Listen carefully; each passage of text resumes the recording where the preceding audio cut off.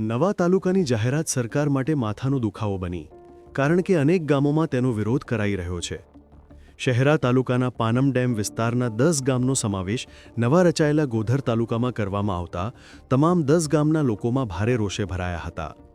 બોરિયા, ચારી, Moore, Undara, ખુટકર, કોઠા, આસુંદરિયા અને જૂનાખેડા સહિતના ગામોના લોકોએ શહેરા ખાતે એકઠા થઈ વિરોધ નોંધાવ્યો હતો અને બાદમાં જિલ્લા કલેક્ટર કચેરીએ આવેદનપત્ર આપવા પહોંચ્યા હતા, જેમાં તેમણે જણાવ્યું હતું કે શહેરા તાલુકો તેમના માટે નજીક પડે છે, જેના કારણે ગામોનો વિકાસ સરળતાથી થઈ રહ્યો છે. સરકારી કચેરીઓ નજીક હોવાના કારણે વહીવટી કામકાજમાં સરળતા રહે છે. જો ગોધર તાલુકામાં સમાવેશ થાય તો લોકોને સરકારી કચેરીઓ અને અન્ય સુવિધાઓ માટે લાંબુ અંતર કાપવું પડશે અને અગવડતા વધશે.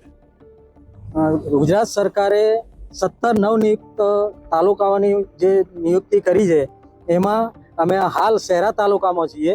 તો અમને કોઈ પણ પ્રકારની જાણકારી કર્યા વગર ગોધર તાલુકો જે નવો બનાવ્યો એની અંદર અમને સામેલ કરવામાં એવું અમને જાણવા મળેલ છે.